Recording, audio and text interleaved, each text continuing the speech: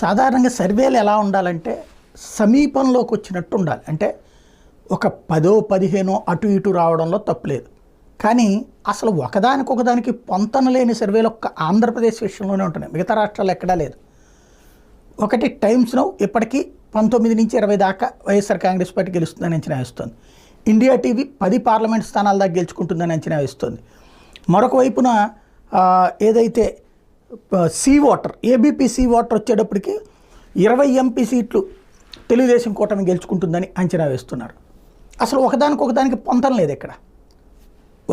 మరీ ఒక 5 నుంచి 7 ఆ రేంజ్లో తేడా చెప్పారన్న ఒక అర్థం ఉంది.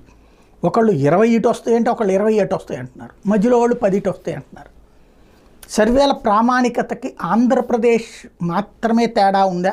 మిగతా రాష్ట్రాలు అంటే మిగతా రాష్ట్రాల్లో దాదాపుగా 2-3 అటు ఉంటున్నాయి. ఓన్లీ ఇక్కడ మాత్రం ఒక సర్వే ఒకదానికి ఒక సర్వే